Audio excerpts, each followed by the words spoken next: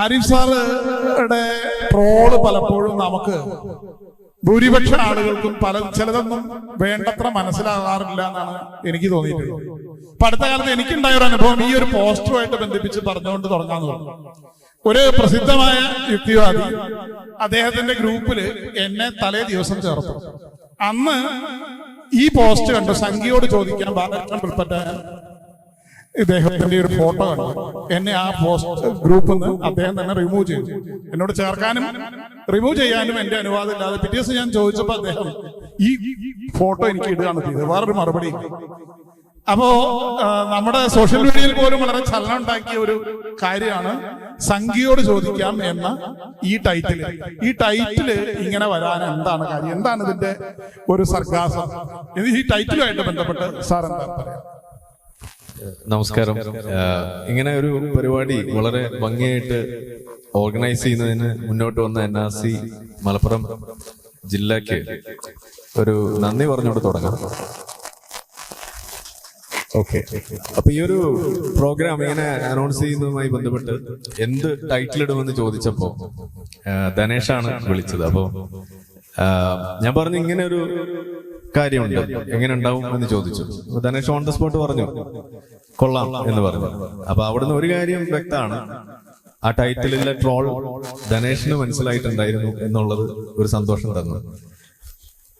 പക്ഷെ അപ്പോഴും അറിയാം ഇത് എളുപ്പമല്ല, ഇത് ആളുകൾ ഇത് മനസ്സിലാകാൻ കുറച്ച് ബുദ്ധിമുട്ടുള്ള കാര്യമാണ് എന്നുള്ളത്.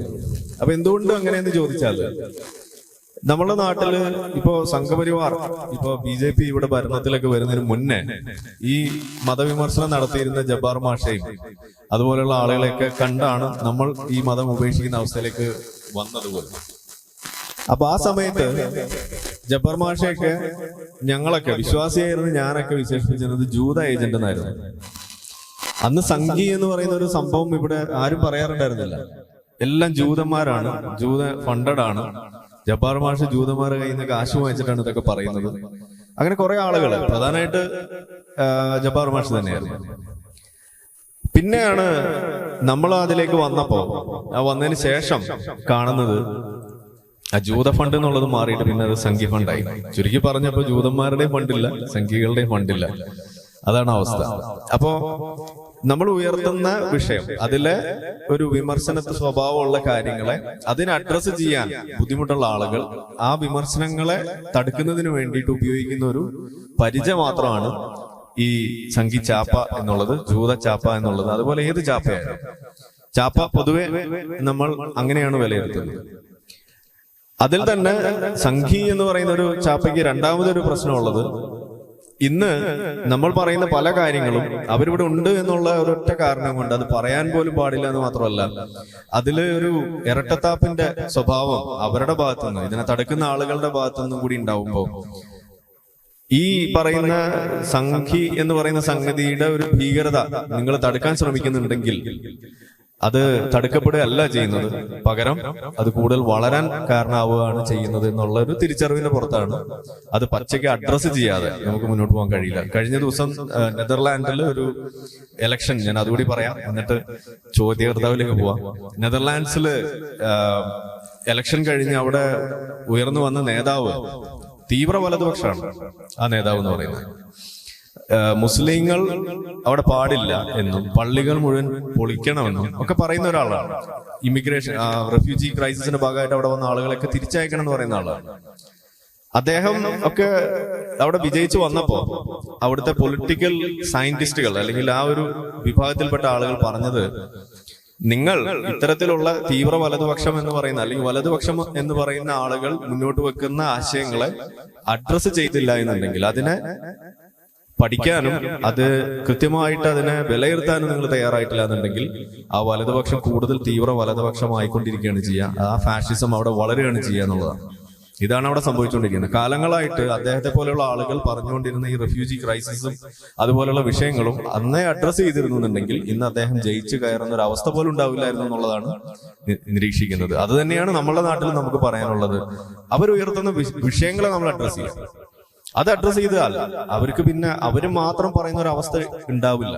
ഇതിപ്പോ സ്ഥിതി എന്താന്ന് വെച്ചാൽ ഈ പറയുന്ന കാര്യങ്ങൾ ആരാണ് പറയുന്നതെന്ന് നോക്കിക്കഴിഞ്ഞാൽ ജനം ടിവിയിൽ പറയും, അതല്ലെങ്കിൽ ജന്മഭൂമിയിൽ പത്രത്തിലുണ്ടാവും, അതല്ലെങ്കിൽ സംഘികളായിട്ടുള്ള കുറെ ആളുകൾ പറയും, BJP-ക്കാർ പറയും. അതല്ലാതെ ഈ വിഷയം ആരും പറയുന്നില്ല എന്നുള്ളൊരു നില വന്നു കഴിഞ്ഞാൽ അത് ആ പറയുന്ന സംഗതികളിൽ ചില വാസ്തവങ്ങൾ പിന്നീടെങ്കിലും അത് തെളിയുന്ന ഒരു ഘട്ടം എത്തിയാൽ അവരുടെ കൂടെ ആള് കൂടാനാണ് സാധ്യത. അത് അവർക്ക് കൂടുതൽ വില ഉണ്ടാക്കി കൊടുക്കുകയാണ് ചെയ്യുക. അപ്പോ ഇത് അവര് മാത്രം പറയുന്ന ഒരു അവസ്ഥ ഉണ്ടാകാതെ അതിനെ എല്ലാവരും അഡ്രസ് ചെയ്യുന്ന രീതിയിലേക്ക് കൊണ്ടുവരണമെന്നുണ്ടെങ്കിൽ അതിൽ ആദ്യം കാലെടുത്ത് വെക്കാൻ കഴിയുക സ്വതന്ത്ര ചിന്തകർക്കാണെന്നാണ് ഞാൻ വിശ്വസിക്കുന്നത്. അതുകൊണ്ടാണ് അങ്ങനെ പറയുന്നത്. നീണ്ടുപോയി. അപ്പോൾ നമ്മൾ അടുത്ത ഓണാണല്ലോ. ഹലോ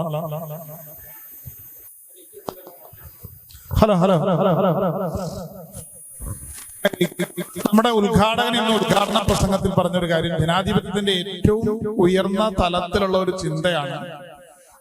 എതിരാളികളുടെ വേദിയിൽ പോയി ആരെയും മാറ്റി നിർത്താതെ എല്ലാവരോടും സംസാരിക്കുകയും പക്ഷേ നിലപാടുകളിൽ നിന്ന് ഉറച്ചുകൊണ്ട് എതിരാളികളുടെ വേദിയിലാണെങ്കിലും തന്റെ നിലപാട് ഉറച്ചു തന്നെ നല്ല രീതിയിൽ പറഞ്ഞ് പോരുന്നതാണ് ജനാധിപത്യത്തിന്റെ ഉയർന്ന ഒരു തലം. അങ്ങനെ ഒരു അനുഭവം സാറിനുണ്ടല്ലോ. ഈ അതിനെക്കുറിച്ച് അതിന്റെ വിമർശനവും കേരളത്തിലാണെന്ന് തോന്നുന്നു. എനിക്ക് തോന്നുന്നത് ഈ സഹിഷ്ണുത ഇത്തരം കാര്യങ്ങളിൽ ചാപ്പയുടെ കാര്യമാണെങ്കിലും സംഖ്യയാണെങ്കിലും അതേപോലെ അതിനു മുമ്പ് പറഞ്ഞ കാര്യങ്ങളും ഒക്കെ സഹിഷ്ണുതയുടെ കാര്യവും അല്ലെങ്കിൽ ജനാധിപത്യ രീതിയും ഇതിന്റെ ഒരു പരിണിതഫലമായിട്ട് താങ്കൾക്ക് അതേപോലെ ഒരു അനുഭവം അടുത്ത കാലത്ത് ഉണ്ടായല്ലോ. അതിനോട് എങ്ങനെയാണ് ഉദ്ഘാടകൻ പറഞ്ഞ വാക്ക് ജനാധിപത്യത്തിന്റെ ഉയർന്ന രീതിയാണ്, എതിരാളിയുടെ കോർട്ടിൽ പോയിട്ട് നല്ല രീതിയിൽ അവരോട് പറയാ, വിട്ടു നിൽക്കുകയല്ല വേണ്ടത് എന്നതിനോട് താങ്കളുടെ അഭിപ്രായം?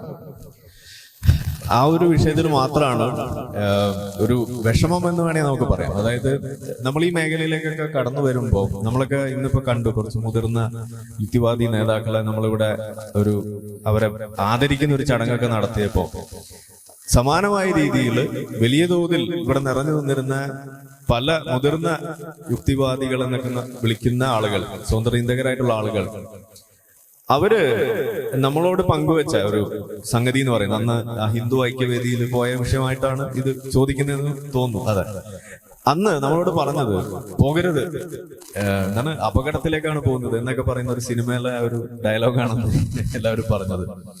അങ്ങോട്ട് പോകരുത് എന്നുള്ള രീതിയിൽ. അപ്പൊ നമ്മൾ ചോദിക്കുന്നത് എന്താ പോയാല് നമുക്ക് പറയാനുള്ളത് അവിടെ പോയിട്ട് അവരെ കുറിച്ചാണെങ്കിൽ പറയാനുള്ളതിന് നമുക്ക് എന്താ തടസ്സം എന്ന് നമ്മളുടെ മനസ്സിലുണ്ട്. അതൊരു ബോധ്യം.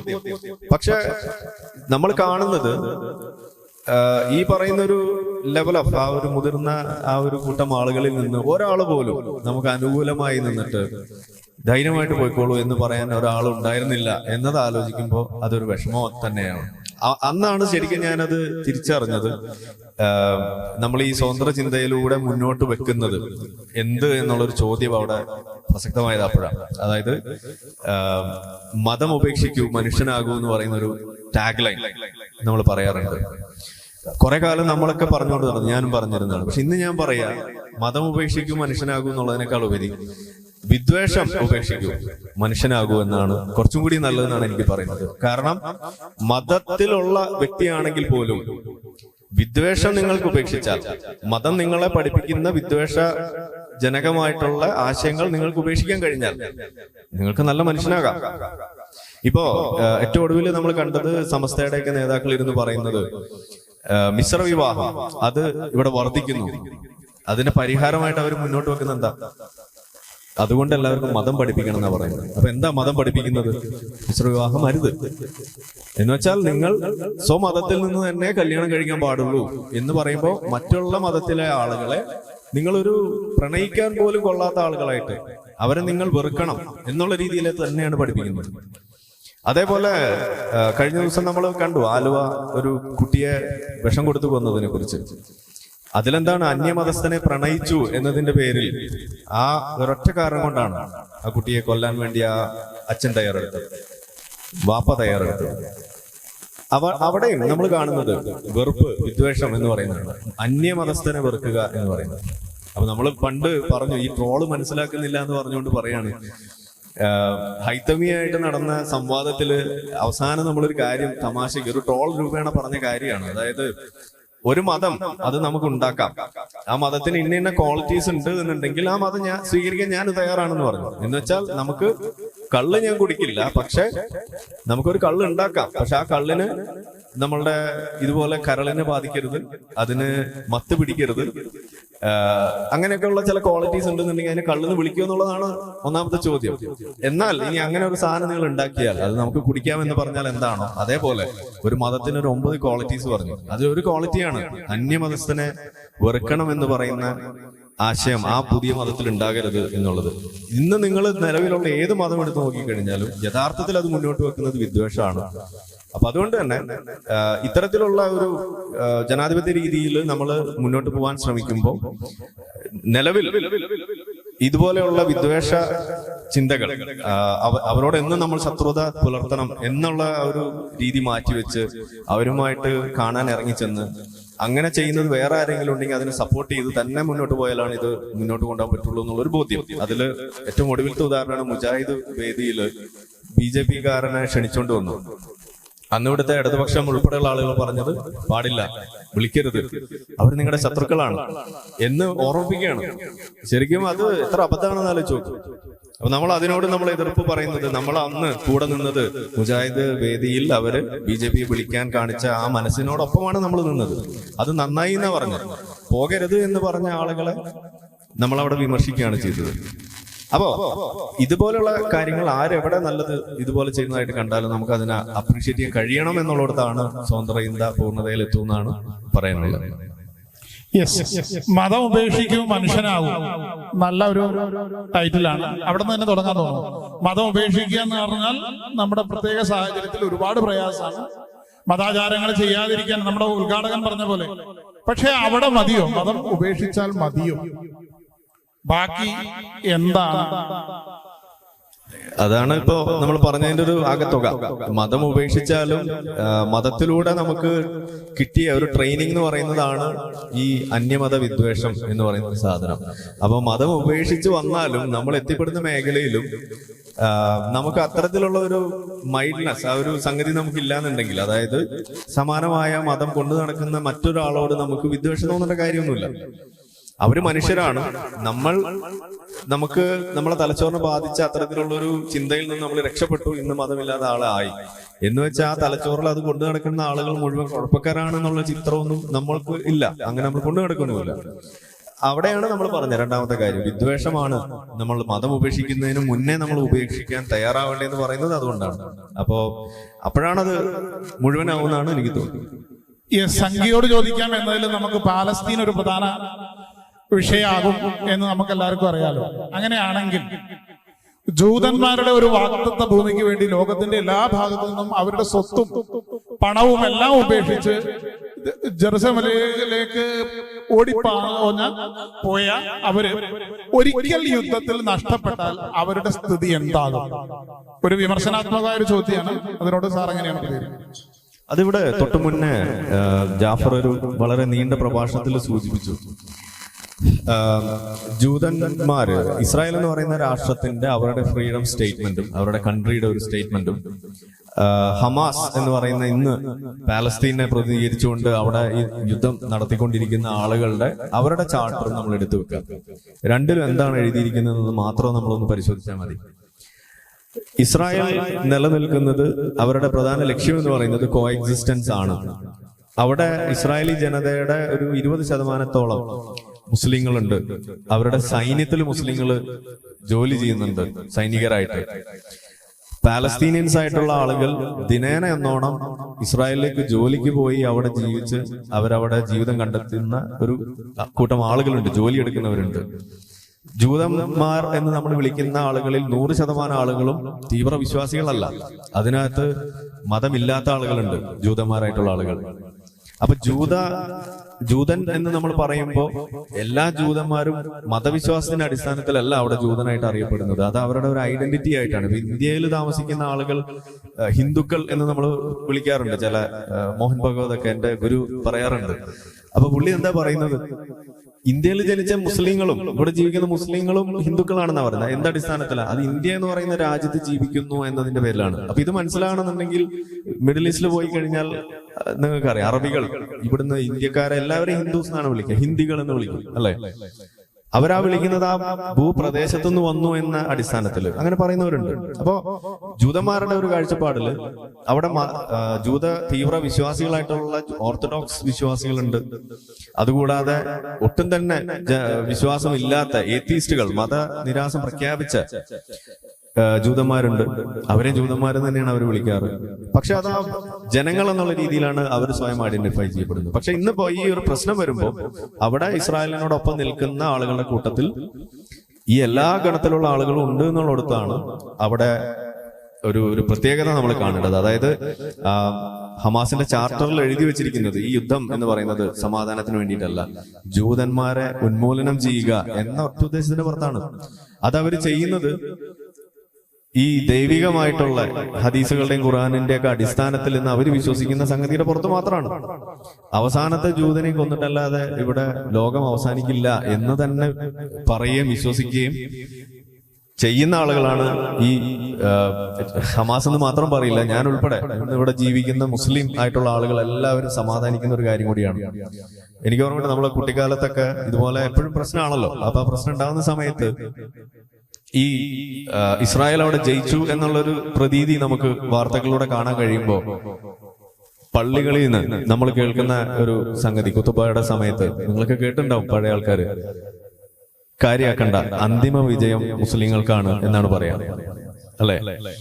അപ്പൊ അതിനു വേണ്ടിയായിരുന്നു നമ്മൾ കാത്തു നിന്നിരുന്നത്. ഇപ്പോഴും അവർ കാത്തു നിൽക്കുന്നതിനാണ്. അന്തിമ വിജയം അത് നമുക്കാണ്. ജൂതന്മാർ ഇപ്പൊ തൽക്കാലം വിജയിച്ചോട്ടെ, കാര്യാക്കണ്ട, പക്ഷെ നമ്മളുടെ നമ്പർ വരും എന്ന ആ ഒരു പ്രതീക്ഷയിലാണ് അവർ ജീവിക്കുന്നത്. ജൂത കൂട്ടക്കൊല എന്ന് തന്നെ പറയാം. എന്താണ് അതിൽ അവർ പറയുന്ന ഒരു വാചകം തന്നെയുണ്ട്, from the river to sea എന്നാണ് പറയാ.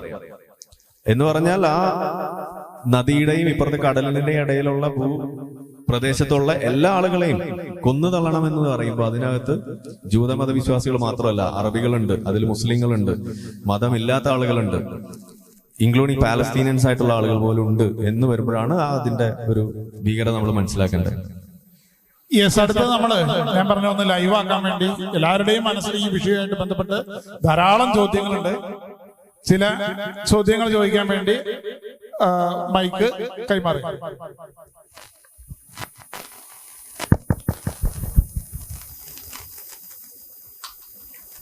ആർക്കാണ് ചോദ്യം ഉള്ളതുണ്ടെങ്കിൽ കൈപ്പൊക്കിയാൽ.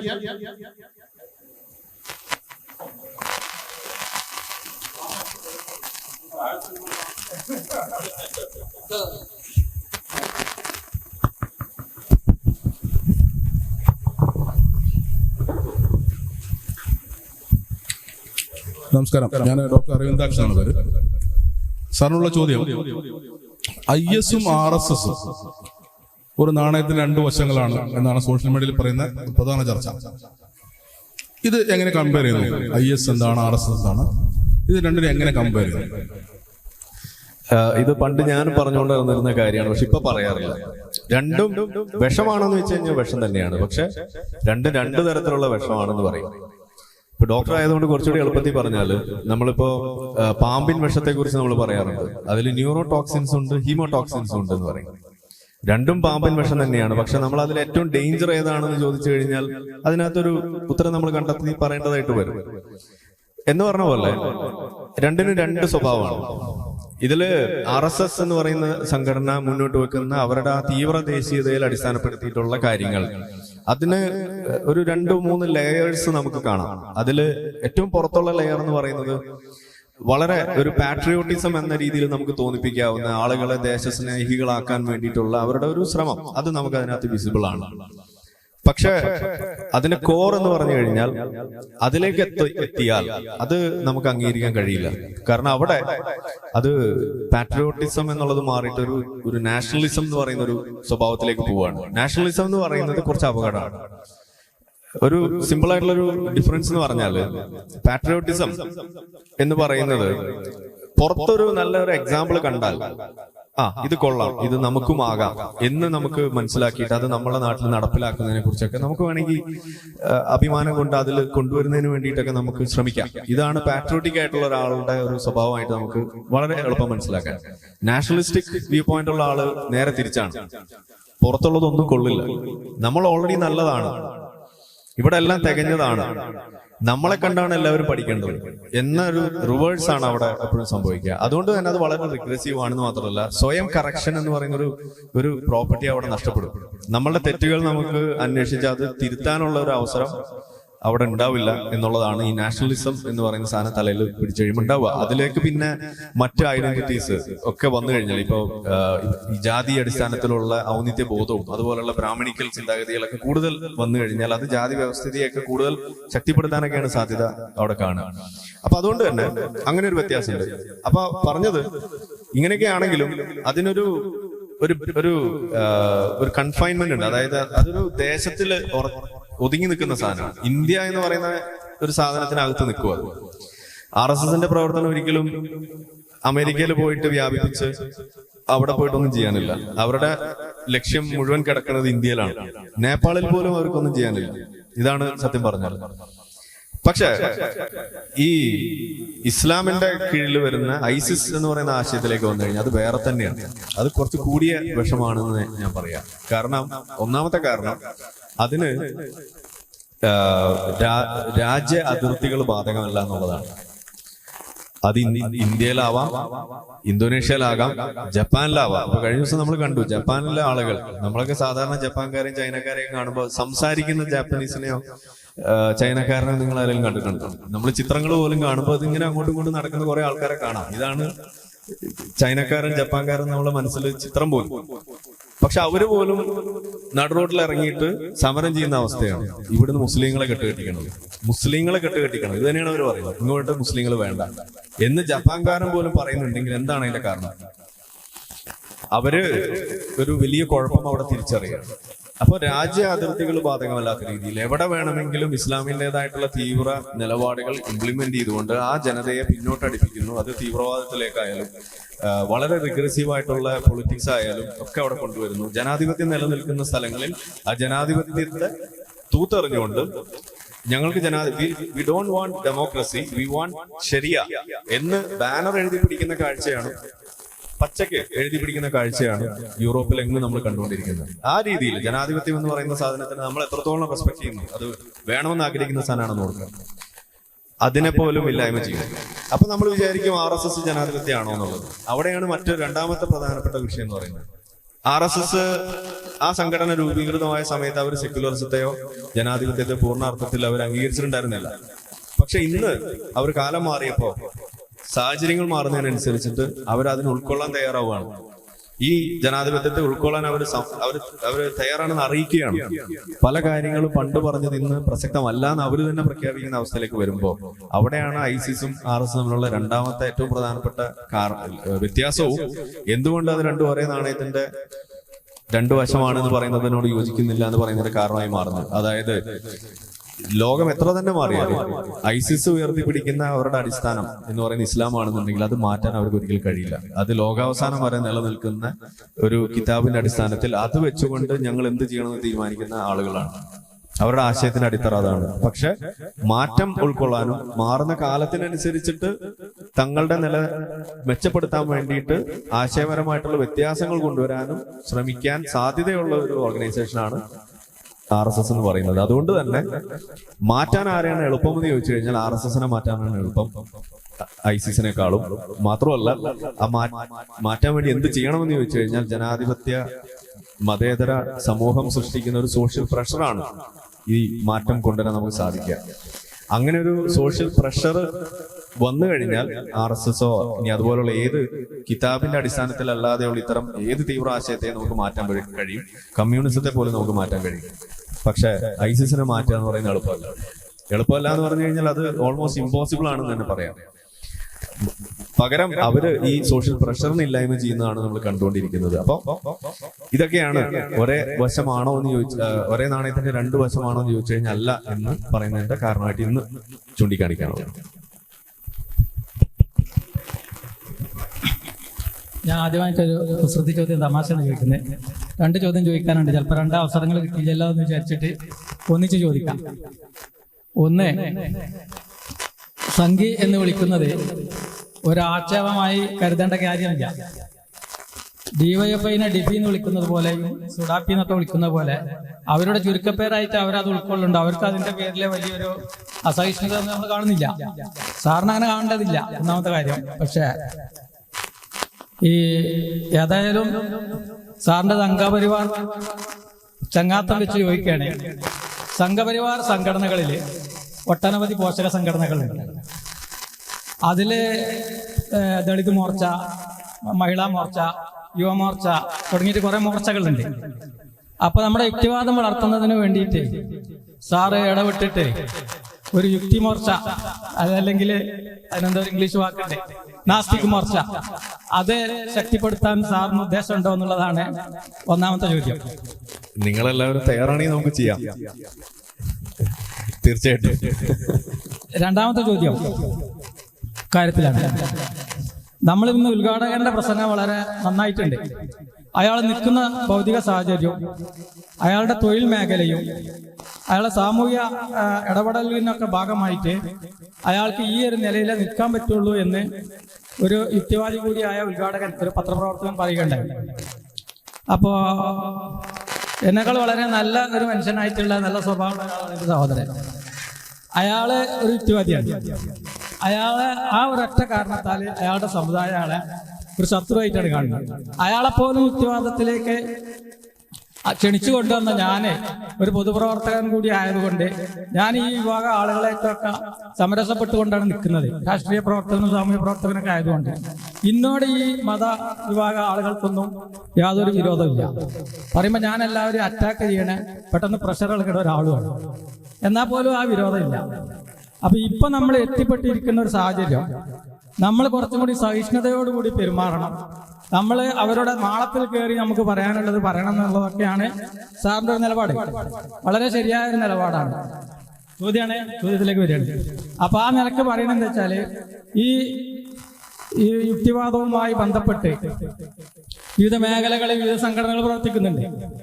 അതില് പൊതുവെ സമൂഹം അല്ലെങ്കിൽ മതരാഷ്ട്രീയക്കാര്, നിർമ്മതര്, മതരഹിതര് എന്ന് മുദ്രകുത്തപ്പെടുന്ന, അവരത്ര വലിയ മതരഹിതരൊന്നും അല്ലെങ്കിൽ പോലും അത്തരം ആളുകളെ, അത്തരം സംഘടനകളെ ഒരു മതത്തിന്റെ കള്ളിയിലേക്ക് ബോധപൂർവം തള്ളി നീക്കി ഈ യുക്തിവാദ പ്രവർത്തനങ്ങളെ തടസ്സപ്പെടുത്തുകയാണ് സാറിനെ പോലെയുള്ളവർ ചെയ്യുന്നത് എന്ന് എനിക്ക് തോന്നിയാൽ എങ്ങനെ അതിന് മറുപടി പറയുന്നത്? ചുരുക്കി പറയണമെന്ന് പറയുന്നത് അതാ കറക്റ്റ് എന്ന് ചുരുക്കി പറയും. നമ്മൾ മതരഹിതരായ മതനിരപേക്ഷതയായ ആളുകളെ, ഉദാഹരണത്തിന് ഇടതുപക്ഷ സംഘടനകളെയൊക്കെ കമ്മ്യൂണിസ്റ്റ് പാർട്ടിയെയൊക്കെ നമ്മളൊരു മതത്തിന്റെ കളിയിലേക്ക് തള്ളി നീക്കിയിട്ട് നമ്മുടെ കൂടെ യുക്തിവാദത്തിനോടൊപ്പം നിൽക്കേണ്ട മെറ്റീരിയലിസ്റ്റുകളായ ആളുകൾ അവരുടെ കൂട്ടത്തിലുണ്ട്. അവരുടെ പോലും വിദ്വേഷം വിളിച്ചു വരുത്തുകയാണ് സാറെന്നുള്ളതാണ് എന്റെ ഒരു അഭിപ്രായം. ഓക്കെ, അതായത് കമ്മ്യൂണിസ്റ്റുകാരെ മതമായിട്ട് ചിത്രീകരിക്കരുത് അല്ലേ? അതിന് കുറച്ച് ബുദ്ധിമുട്ടാണ്. കാരണം അത് മതമാണ്. കാരണം അതിന് കിതാബുണ്ട്. കമ്മ്യൂണിസ്റ്റുകാരെ വിമർശിച്ചാൽ അതിൻ്റെതായിട്ടുള്ള ചില ബുദ്ധിമുട്ടുകൾ നമ്മൾ ഫേസ് ചെയ്യാറുണ്ട്. അവര് മുന്നോട്ട് വെക്കുന്നത് തികച്ചും ഇപ്പൊ അതെ, ഈ പരിപാടിക്കാണോ വേറെ ഏതൊരു പരിപാടി, നമ്മളെ ലിറ്റ്മസിനൊരു പരിപാടിയിൽ അനിൽകുമാർ പങ്കെടുത്തു. അനിൽകുമാർ അല്ലേ? അതെ. ഇപ്പൊ എന്താ സ്ഥിതി എന്ന് പറഞ്ഞു കഴിഞ്ഞാൽ, എസൻസിന്റെ പരിപാടിക്ക് വിളിച്ചാൽ ഒരു കമ്മ്യൂണിസ്റ്റുകാരൻ കിട്ടില്ല. ഇതാണ് അവസ്ഥ. അപ്പൊ നമ്മൾ ജീവിക്കുന്നത് ഒരു ജനാധിപത്യ സമൂഹത്തിലല്ലേ? അവിടെ ഡയലോഗ്സിനെ പ്രോത്സാഹിപ്പിക്കാത്ത ഒരു സംഘടന എന്ന് പറഞ്ഞു കഴിഞ്ഞാൽ ആ സംഘടനയുമായിട്ട് എന്ത് സന്ധി ചർച്ചയാണ് നിങ്ങൾ പറയുന്നത്? അപ്പോ അവിടെ നമുക്ക് ഒറ്റ കാര്യമുള്ളൂ, അതെന്തുകൊണ്ടാണ് അവർ അങ്ങനെ ഒരു നിലപാടെടുക്കണമെന്ന് ചോദിച്ചു കഴിഞ്ഞാൽ, വിമർശനങ്ങളെ താങ്ങാനുള്ള ഒരു കെൽപ്പ സംഘടനയ്ക്കില്ല. അവർ മുന്നോട്ട് വെക്കുന്ന ആശയത്തിനില്ല. അതിന്റെ അർത്ഥം അതൊരു മതമാണ്. കാരണം നമ്മൾ പറയുന്ന ഈ മതത്തിന്റെ പൊതു സ്വഭാവം എന്ന് പറയുന്നത് തന്നെ വിമർശനങ്ങളെ താങ്ങാൻ കഴിയായിക എന്ന് തന്നെയാണ്. അതുകൊണ്ടാണ് മുഹമ്മദിന്റെ ഒരു ചിത്രം വരച്ചപ്പോഴേക്കും തല പോകുന്നത്. അതല്ലെങ്കിൽ ഒരു സാത്താനിക് വേഴ്സസ് എന്ന് പറയുന്ന ഒരു പുസ്തകം എഴുതിയതിന്റെ പേരിൽ പള്ളയില് കത്തി കയറുന്നത്. കത്തി തന്നെ ഒന്ന് കയറിയതല്ലോ. അപ്പോ ഇതുപോലെ കമ്മ്യൂണിസത്തിനെതിരെയുള്ള കാര്യങ്ങൾ നമ്മളത് പറയേണ്ടി വരികയാണ്. അപ്പൊ അവിടെ എന്താ വേണ്ടത്? ഈ പറയുന്ന സോഷ്യൽ പ്രഷർ അത് മനസ്സിലാക്കിയിട്ട് കമ്മ്യൂണിസത്തിന്റെ വക്താക്കൾ ജനാധിപത്യവൽക്കരണം ഉൾക്കൊണ്ട് ജനാധിപത്യവൽക്കരിക്കപ്പെടുകയാണ് വേണ്ടത്. അതിനു പകരം നിങ്ങൾ കൂടുതൽ റിഗ്രസീവായി ഈ പറയുന്ന കമ്മ്യൂണിസത്തിന്റെ ആ തനതായ സ്വഭാവത്തിലേക്ക് കൂടുതൽ ചുരുങ്ങിയാൽ സംഭവിക്കുക കനൽ ഒരു തരി പോലും ഉണ്ടാവില്ല എന്നുള്ളതാണ്. അടുത്ത ചോദ്യം ഈ കമ്മ്യൂണിസമായിട്ട് ബന്ധപ്പെട്ടതാണ്. പിണറായി വിജയൻ മോദിക്ക് പഠിക്കുകയാണ് എന്ന് ഞാൻ പറഞ്ഞാൽ നിങ്ങൾ അതിനെങ്ങനെ കാണുന്നു?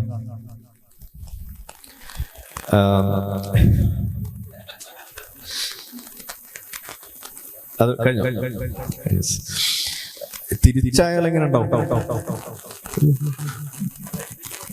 മോദി അതായിരിക്കും കുറച്ചുകൂടി ശരിയെന്നാണ് എനിക്ക് തോന്നുന്നത്. കാരണം ഇവിടെ രണ്ടാണെങ്കിലും മോദിയുടെ ഒരു വീക്ക്നെസ് ആയിട്ട് ഞാൻ കണ്ടിട്ടുള്ള ഒരു കാര്യം എന്ന് പറയുന്നത്, മോദി ഈ പത്രങ്ങളെ നേരിടുന്ന കാര്യത്തിൽ വളരെ പിന്നിലാണ് എന്നുള്ളതാണ്. ജനാധിപത്യ ഒരു രാജ്യത്ത് ഒരു സംവിധാനത്തിൽ പ്രവർത്തിക്കുന്ന ഒരു പ്രധാനമന്ത്രിയുടെ ഏറ്റവും പ്രധാനപ്പെട്ട ഒരു ചുമതലയാണ്, അല്ലെങ്കിൽ ഒരു എന്തായാലും കൊണ്ടു നടക്കേണ്ട ഒരു ക്വാളിറ്റിയാണ് മാധ്യമങ്ങളെ നേരിടുക, അവരുമായിട്ട് സംവദിക്കുക എന്നുള്ളത്. ആ ഒരു ഏരിയ വരുമ്പോൾ അവിടെ സ്കോർ ചെയ്യുന്നത് പിണറായി വിജയൻ തന്നെയാണ്. അത് നമ്മൾ സമ്മതിക്കാനായിട്ട് വരും. കാരണം ഇവിടെ കോവിഡിന്റെ പ്രശ്നം ഉണ്ടായപ്പോഴും അതുപോലെ വെള്ളപ്പൊക്കം പ്രശ്നമൊക്കെ ഉണ്ടായ സമയത്ത് നിങ്ങളുടെ ഒപ്പം ഒരാളുണ്ട് എന്നൊരു തോന്നല് നൽകാൻ അത് ഇവിടുത്തെ പിണറായി വിജയന് സാധിച്ചിട്ടുണ്ട്. അതൊരു നല്ല കാര്യമായിട്ട് തന്നെയാണ് ഞാൻ പറയുന്നത്. അത് പക്ഷെ മോദിയുടെ ഭാഗത്തുനിന്ന് നമ്മൾ അങ്ങനെ കാണുന്നില്ല.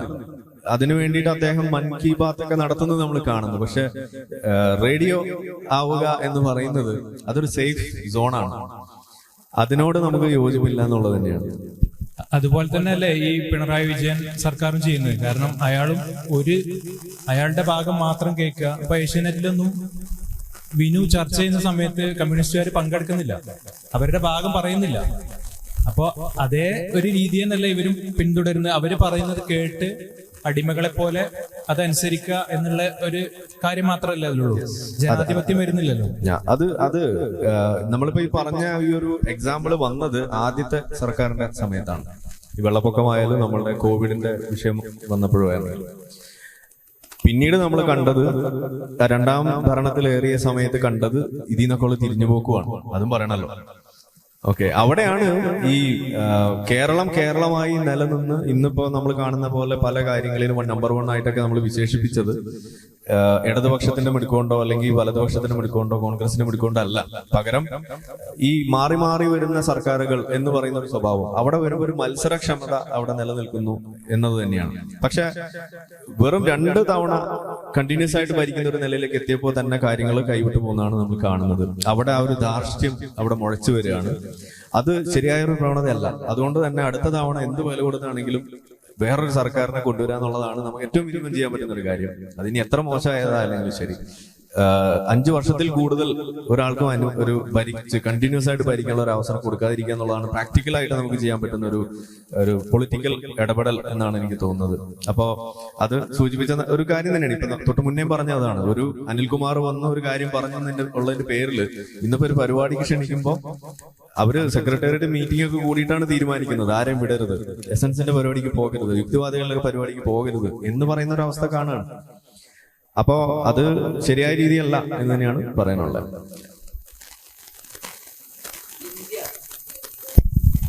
ഇന്ത്യ ഹിന്ദുത്വ രാജ്യമായാല് ഭാവി എങ്ങനെയായിരിക്കും?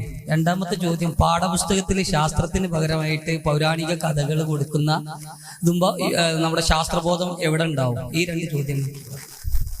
ഇന്ത്യ ഹിന്ദു രാജ്യമായാൽ എങ്ങനെ ഉണ്ടാവുമെന്ന് ചോദിച്ചു കഴിഞ്ഞാൽ ഞാൻ ആദ്യമേ പറയുന്നത് ഇന്ത്യയെ ഹിന്ദു രാഷ്ട്രമാക്കാൻ കഴിയില്ല എന്നുള്ളതാണ്.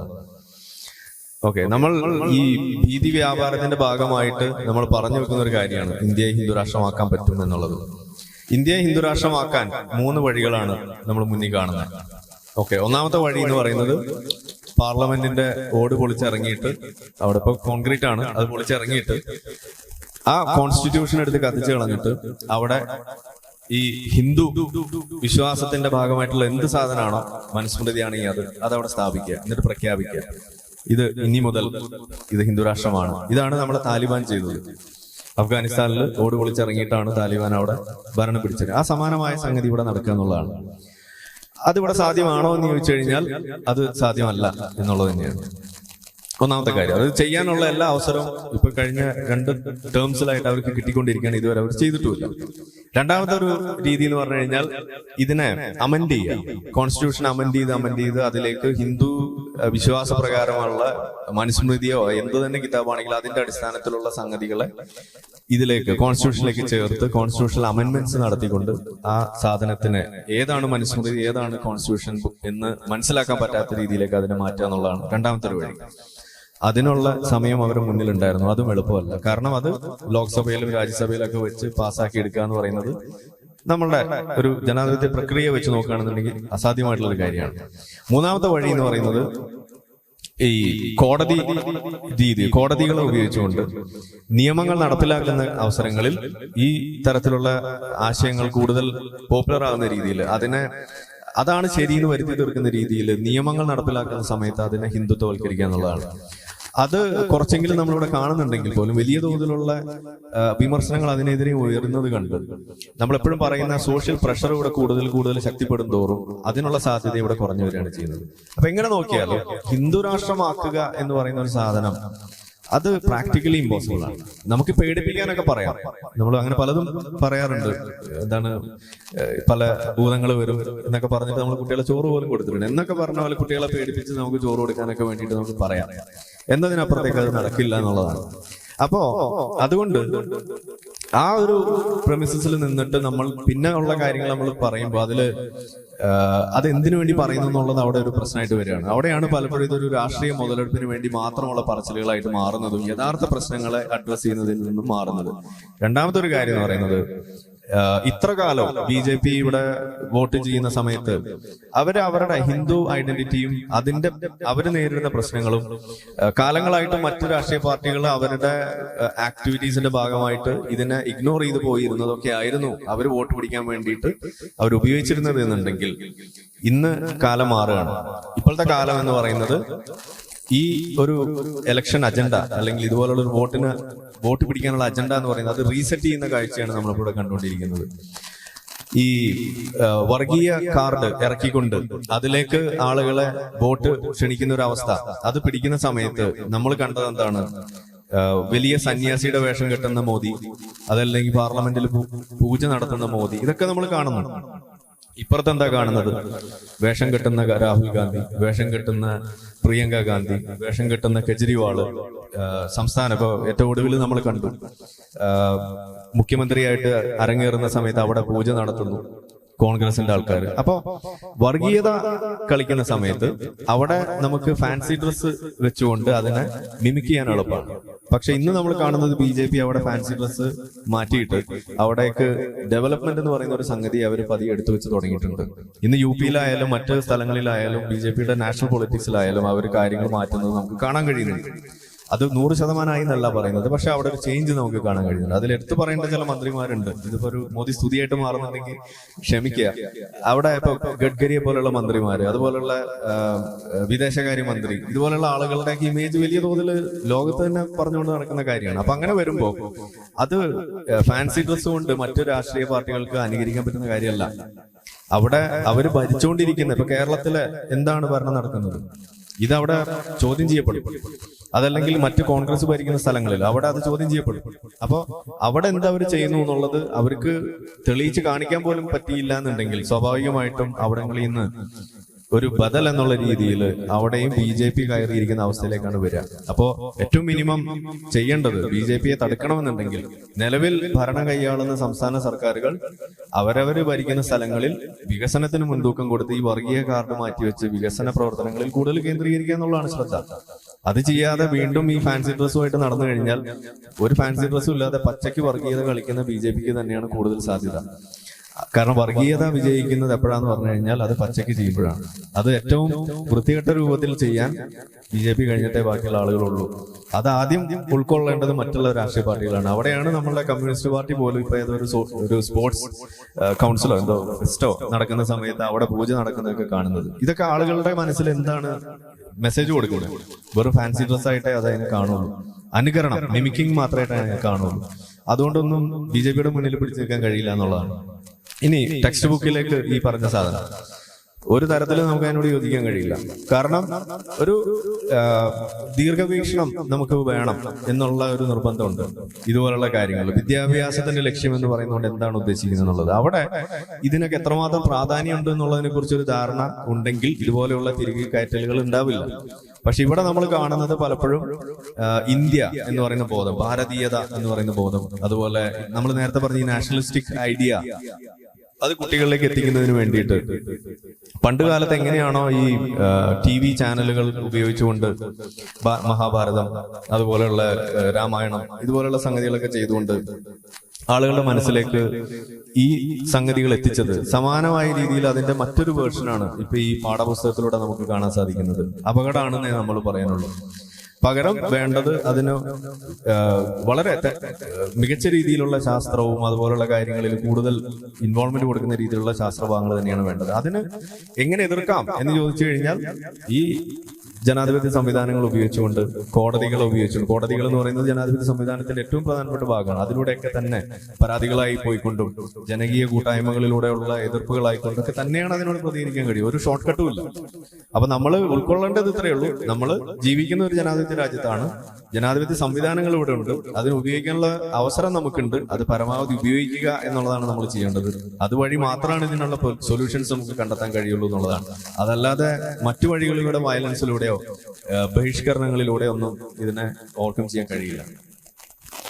പിന്നെ ഒറ്റ ചോദ്യമാണ്, പിണറായി സർക്കാരിൻ്റെത് 2 തുടർഭരണം വേണ്ടെന്നും 5 കൊല്ലം ഭരിച്ചാൽ മതിയെങ്കിലും മോഡി തുടർഭരണം വേണം എന്നുള്ള ബോധം ഉണ്ടോന്നുണ്ട്. അത് പറഞ്ഞ് മനസ്സിലായ?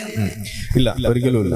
അടുത്ത ഭരണം എങ്ങനെ പോയാലും ഒരു കോalition ഭരണം കേന്ദ്രത്തിൽ വരണമെന്നാണ് ഞാൻ പ്രതീക്ഷിക്കുന്നത്. കാരണം എത്ര മികച്ച ഭരണാധികാരിയാണെങ്കിലും തുടർഭരണം ആവർത്തിച്ചു വന്നുകൊണ്ടിരുന്നാൽ അത് ഒരു ഈ പറയുന്ന ഒരു എന്താ പറയാ, നമ്മളെ ഹിറ്റ്ലറിനെ പോലെ ആ ഒരു തലത്തിലേക്ക് അത് പോകാൻ എപ്പോഴും ഒരു സാധ്യത ഉണ്ട്. എന്ന് വെച്ചാൽ സ്വേച്ഛാധിപത്യം അവിടെ കടന്നു വരാനുള്ള സാധ്യത ഉണ്ട് എന്നുള്ളത് തന്നെയാണ്. അപ്പം കേന്ദ്രത്തിൽ അടുത്ത തവണ പരമാവധി ഒരു കോalition ഗവൺമെന്റ് വരിക, അവിടെ ഒരു കോമൺ ഗോൾ സെറ്റ് ചെയ്തുകൊണ്ട് അതിലേക്ക് കോപ്പറേറ്റ് ചെയ്യാൻ സാധ്യതയുള്ള വിവിധ പാർട്ടികൾ ഒരുമിച്ച് നിൽക്കുക എന്നുള്ളതാണ് ഇനി ഇന്ത്യക്ക് മുന്നോട്ട് പോകാനുള്ള ഏറ്റവും നല്ല വഴിയായിട്ട് കാണുന്നത്. എന്റെ ചോദ്യം ഹോമിയോപ്പതിയെ പറ്റിയാണ്.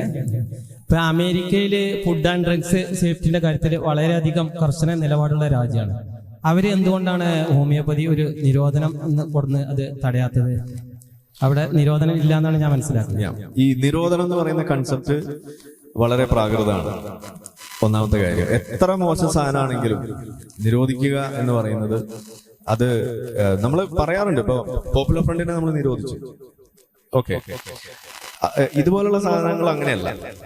ഇതെന്ന് പറഞ്ഞാൽ റെഗുലേറ്റ് ചെയ്യാന്നാണ് നമ്മൾ അവിടെ കറക്റ്റ് ആയിട്ട് ഉപയോഗിക്കേണ്ട ഒരു വാക്ക് എന്ന് പറയുന്നത്. അതവിടെ നടക്കുന്നുണ്ട്. എങ്ങനെയാണ് US നിൽക്കുന്ന ഹോമിയോപ്പതിക്കെതിരെയുള്ള റെഗുലേഷൻ എന്ന് ചോദിച്ചാൽ, ഒന്ന്, അവിടെ സ്റ്റേറ്റ് ഫണ്ടിങ് അവിടെ ഇല്ല. അതായത് ഒരാൾക്ക് ഹോമിയോ മെഡിസിൻ കഴിച്ചതിന്റെ പേരിൽ ഗവൺമെന്റ് റീംബേഴ്സ് ചെയ്ത് കൊടുക്കുന്ന ഒരു പരിപാടിയില്ല. അങ്ങനെ കൊടുത്തിരുന്ന സ്ഥലങ്ങളിൽ നിന്ന് അത് ഒഴിവാക്കുകയാണ് അവിടെ ചെയ്തുകൊണ്ടിരിക്കുന്നത്. അങ്ങനെയാണ് അവരവിടെ റെഗുലേറ്റ് ചെയ്യുന്നത്. അപ്പൊ അത് എക്സ്പെൻസീവ് ആവും. അതായത് സ്റ്റേറ്റ് ഫണ്ടിങ് റീംബേഴ്സ് ചെയ്യുമ്പോൾ 10 രൂപയ്ക്ക് കിട്ടുന്ന സാധനമാണെങ്കിൽ അത്, അല്ലെങ്കിൽ ഫ്രീ ആണെന്നുണ്ടെങ്കിൽ അത് സ്വന്തം പോക്കറ്റിൽ നിന്ന് ചെലവഴിക്കേണ്ടി വരുമ്പോൾ $100 $200 കൊടുക്കേണ്ട അവസ്ഥ വന്നാൽ സ്വാഭാവികമായിട്ട് ആളുകൾ അതിന് പിന്തിരിയും. ഒന്നാമത്തെ കാര്യം, അങ്ങനെയാണ് അത് ചെയ്യുന്നത്. രണ്ടാമത്തത്, US തന്നെയാണ് ഹോമിയോ മെഡിസിൻസിന്റെ മുകളിൽ മെഡിസിൻ എഴുതാൻ പാടില്ല. ഓക്കെ, നമ്മുടെ ഇവിടെ അങ്ങനെ എഴുതാം, ഹോമിയോപ്പതിക് മെഡിസിൻ എന്നാണ് എഴുതുക. രണ്ടാമത്തെ കാര്യം അതാണ്. മൂന്നാമത്തെ കാര്യം, ഈ മെഡിസിന്റെ മുകളിൽ എഴുതേണ്ട ഒരു സാധനമുണ്ട്. അതായത് ഇതിൽ എഴുതിയിരിക്കുന്ന efficacy, this is not proven, ഇതിന് സയന്റിഫിക് വാലിഡിറ്റി ഇല്ല എന്നും കൂടി എഴുതി വെക്കണം എന്ന് എഴുതിയിരുന്നു. ഇത്രയൊക്കെ ചെയ്താൽ പോരെ. ഇനി കൂടുതൽ ചോദിക്കാന്ന് പറയുമ്പോ അവരും ജീവിച്ചു പോട്ടെ. അപ്പോ ഇതാണ് അവിടെ എഴുതി വെച്ചിരിക്കുന്നത്. ഇനി പുതിയത് വരുന്നത്, ഇത് സൂപ്പർ മാർക്കറ്റ്സിലും അതുപോലുള്ള സാധനങ്ങളിലൊക്കെ വിറ്റിരുന്നു. ഇപ്പൊ അതിനും നിയന്ത്രണം കൊണ്ടുവരാൻ പോവാണ്. ഇനി അതും പറ്റില്ല എന്നാണ് പറയാൻ പറ്റുന്നത്. ചുരുക്കി പറഞ്ഞാൽ നിങ്ങൾക്ക് വിൽക്കാം, പക്ഷെ എവിടെ വിൽക്കണമെന്നും എങ്ങനെ വിൽക്കണമെന്നും ഒക്കെ അവർ പറയും. അങ്ങനെയുള്ള നമ്മുടെ നാട്ടിൽ നേരെ തിരിച്ചാണ്. ഇപ്പൊ ഞാൻ ഏർപ്പെട്ടിരിക്കുന്ന ഒരു ജോലിയുടെ മേഖല റിസർച്ച് ആയതുകൊണ്ട് ഇപ്പൊ അതിലാണ് ജോലി. അപ്പൊ അതിൽ തന്നെ നമ്മൾ പ്രധാനപ്പെട്ട ഒരു അന്വേഷണം എന്ന് പറയുന്നത് ഇതുപോലുള്ള മെഡിസിൻസിൽ എന്തെങ്കിലും ദോഷവശങ്ങളുണ്ടോ എന്നുള്ളത് അന്വേഷിക്കലാണ്. അപ്പൊ അതില് ഒരു മരുന്നായിട്ട് നമ്മളൊരു സാധനം ഉപയോഗിക്കും, ഭക്ഷണമായിട്ട് പോലും ഉപയോഗിക്കുന്ന സമയത്ത് കാണാൻ പാടില്ലാത്ത സാധനങ്ങളാണ് ഹെവി മെറ്റൽസ് എന്ന് പറയുന്നത്. ആഴ്സനിക്, മെർക്കുറി, ലെഡ്, ഇതുപോലുള്ള സാധനങ്ങൾ. ഈ മെഡിസിൻസിൽ 0 ആണ് അതിന്റെ സേഫ് ലെവൽ എന്ന് പറയുന്നത്. അതായത് പാടില്ല. പാരസെറ്റമോൾ ഗുളിക എടുത്ത് നിങ്ങളത് ടെസ്റ്റ് ചെയ്താൽ അതിനകത്ത് ലെഡോ മെർക്കുറിയോ ഇതുപോലെ ആഴ്സനിക്കോ ഒക്കെ കണ്ടാൽ, കാഡ്മിയം ഇതൊക്കെ കണ്ടാൽ, ആ മെഡിസിൻ പിന്നെ ആ ബാച്ച് ഉൾപ്പെടെ അങ്ങ് ഒഴിവാക്കുകയാണ് ചെയ്യുക, തട്ടിക്കളയാണ് ചെയ്യുക. അത് പിന്നെ ഉപയോഗിക്കാൻ സമ്മതിക്കില്ല. 0 ആണ് അതിൽ പറയുന്നത്, ലെവൽ പാടില്ല. എന്നാൽ ഈ ആയുഷ് വിഭാഗത്തിൽ നിന്ന് വരുന്ന മെഡിസിൻസിൽ ആഴ്സനിക്കിന്റെ ലെവലൊക്കെ 10 ആണ് വെച്ചിരിക്കുന്നത്. 10 വരെ ആകാം എന്നാണ് വെച്ചിരിക്കുന്നത്. അപ്പൊ ഇത് എങ്ങനെയാണ് ഇത് ശരിയാവുക? അപ്പൊ നിങ്ങൾ കഴിക്കുന്ന പല ഇതുപോലെയുള്ള ഇതര വൈദ്യങ്ങളിലും നമ്മൾ പറയുന്നത് അഡൾട്രേഷന്റെ കാര്യമല്ല, ഈ മരുന്ന് ഉണ്ടാക്കുന്നതിന്റെ ഭാഗമായിട്ട് തന്നെ അതിലേക്ക് ഈ പറയുന്ന ഹെവി മെറ്റൽസ് ആഡ് ചെയ്യുകയാണ് ചെയ്യുന്നത്.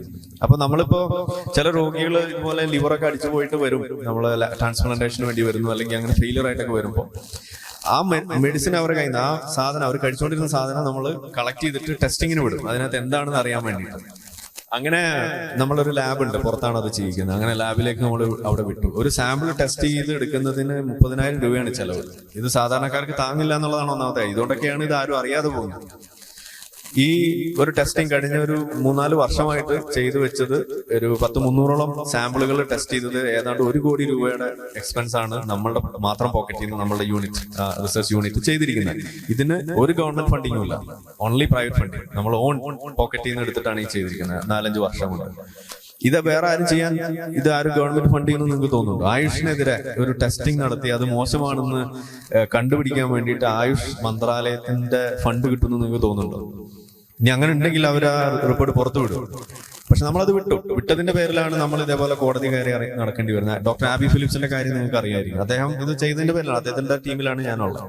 അപ്പൊ ഇവിടെ ഈ ഒരു മരുന്ന് കൊടുത്തപ്പോ ലാബിൽ നിന്ന് പെട്ടെന്ന് കോള് വരികയാണ്, നിങ്ങൾ എന്ത് സാധനം തന്നുവിട്ടേ എന്ന് വെച്ചാൽ ആ ടെസ്റ്റിങ്ങിന് കൊടുത്ത ആ മെഷീൻ അത് വെച്ചിട്ട് മെഷീൻ പീക്ക് ചെയ്ത് പോവാന്ന് പറയും.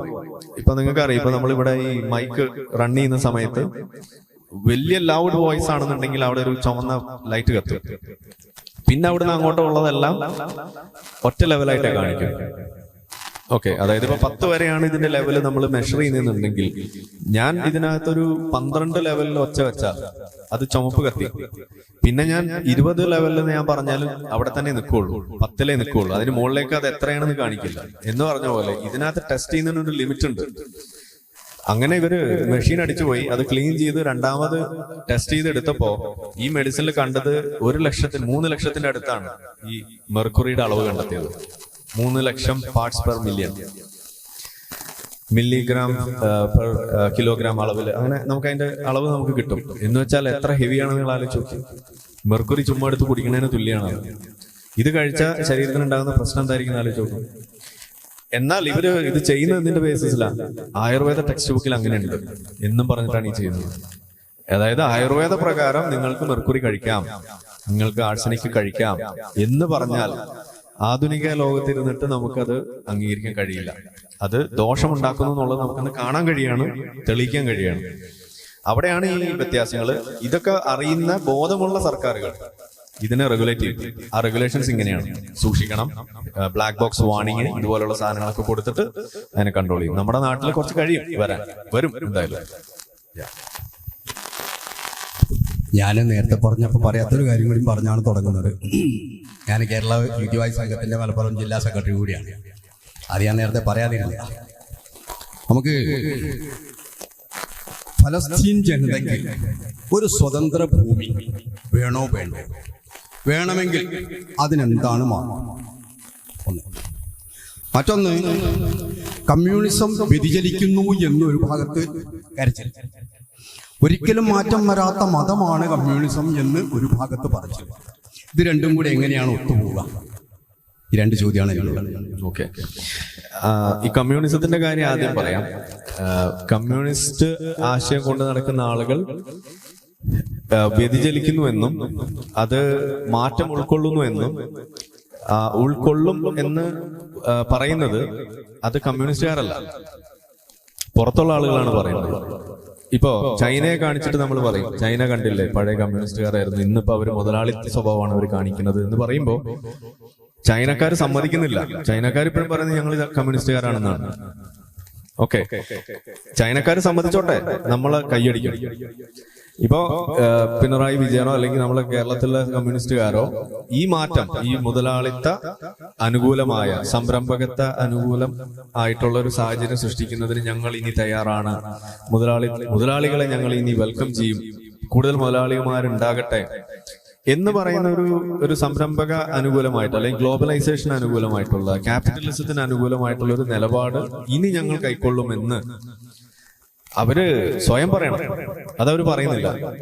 എന്നാൽ അവർ ചെയ്തു കൂട്ടുന്ന കാര്യങ്ങളെല്ലാം തന്നെ മുതലാളിത്ത അനുകൂലമായിട്ടുള്ള കുറെ കാര്യങ്ങൾ നമുക്ക് കാണാം, അങ്ങനെയുള്ള പലതും കാണാം. അപ്പൊ നമ്മൾ പറയാണ്, ഓക്കെ, നിങ്ങൾ കമ്മ്യൂണിസ്റ്റുകാരാണെങ്കിൽ ഇതൊക്കെയാണ് ഇപ്പൊ ചെയ്യുന്നത്, അപ്പൊ നിങ്ങൾ എന്ത് കമ്മ്യൂണിസ്റ്റ് ആണെന്ന് നമ്മൾ ചോദിക്കുമ്പോൾ അവിടെയാണ് ഈ കോൺഫ്ലിക്റ്റ് വരുന്നത്. ഇത് പുറത്തുള്ള ആളുകളെ പറയുന്നുള്ളൂ, അവര് പറയുന്നില്ല. ഇപ്പോ നമ്മൾ പറയുന്നത് എന്താ, ഇപ്പൊ മുസ്ലിങ്ങളെ കുറിച്ച് നമ്മൾ പറയും, ഈ അപരവൽക്കരണം, സ്വയം അപരവൽക്കരിക്കുന്ന കാര്യവും അതുപോലെയുള്ള പ്രശ്നങ്ങൾ. നമ്മൾ എന്താ പറയുന്നത്, മുസ്ലിങ്ങൾ സ്വയം പറയണം, ഞങ്ങൾ പണ്ട് അങ്ങനെയായിരുന്നു, ഇപ്പൊ ഞങ്ങൾ അങ്ങനെയല്ല, ഞങ്ങളിപ്പോ ഈ അപരവൽക്കരണം കുറച്ച് മാറ്റിവെച്ച് ഞങ്ങൾ കോഎക്സിസ്റ്റ് ചെയ്യാൻ തയ്യാറാവുന്ന ഒരു കൂട്ടം ആളുകളാണ് എന്ന് മുസ്ലിങ്ങൾ പറഞ്ഞാൽ തീരും. ഇത് പറയുന്നില്ല എന്നുള്ളതാണ് നമ്മൾ പറയുന്നത്. ഇങ്ങനെ ആകണമെന്നാണ് നമ്മൾ പറയുന്നത്. ഇപ്പൊ മിശ്ര വിവാഹത്തിന്റെ കാര്യങ്ങൾ തന്നെ എടുത്തോളൂ. മിശ്ര വിവാഹത്തിന് ഞങ്ങൾ തയ്യാറാണ് എന്ന് മുസ്ലിങ്ങൾ സമ്മതിച്ചാൽ ഇവിടുത്തെ പ്രശ്നം തീർന്നു. ഇപ്പൊ കാണുന്നത് എന്താണ്, മിശ്ര വിവാഹത്തിന് ഞങ്ങൾ സമ്മതിക്കില്ല എന്ന് മാത്രമല്ല, മിശ്ര വിവാഹത്തിന് മറ്റു മതങ്ങൾ സമ്മതിക്കരുത് എന്ന് ഡോഗ് വിസിലിംഗ് കൂടി നടത്തുന്ന പരിപാടിയാണ് ഇവിടുത്തെ സമസ്ത എടുത്തിരിക്കുന്നത്. ഇപ്പൊ ഇന്ന് ഒരു പോസ്റ്റർ കണ്ടു, ക്രിസ്ത്യൻ വിഭാഗത്തോട് അഭ്യർത്ഥിച്ചിരിക്കുകയാണ്, നിങ്ങളും അനുകൂലിക്കാൻ പാടില്ല എന്ന് പറഞ്ഞിട്ട്. ഇതെന്ത് നിലപാടാണ്? ഇതാണ് നമ്മൾ പറയുന്നത്. അപ്പൊ ഈ മാറ്റം വരുന്നു എന്ന് പറയുന്നത് അത് നല്ല കാര്യമാണ്. പക്ഷെ അത് ആരിലാണോ ആ മാറ്റം ഉണ്ടെന്ന് നമ്മൾ പറയുന്നത്, ആരിലാണോ ആ മാറ്റം ഉണ്ടാകണമെന്ന് നമ്മൾ ആഗ്രഹിക്കുന്നത്, കാണാൻ വേണ്ടി ശ്രമിക്കുന്നത്, അവരത് അംഗീകരിക്കുന്നില്ല.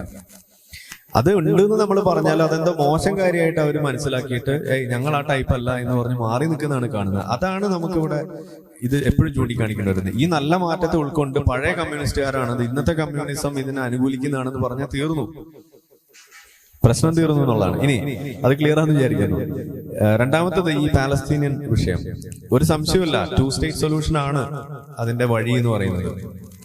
പക്ഷെ പ്രശ്നം എവിടെയെന്ന് പറഞ്ഞു കഴിഞ്ഞാൽ ഇതെന്നോ അവരുടെ മുന്നിലേക്ക് വെച്ചിട്ടുണ്ട്. പഴയ കാലത്ത് തന്നെ നടന്നിട്ടുണ്ട്. 1939 മുതൽ പറഞ്ഞുകൊണ്ടിരിക്കുന്ന കാര്യമാണ് 2 സ്റ്റേറ്റ് സൊല്യൂഷൻ എന്ന് പറയുന്നത്.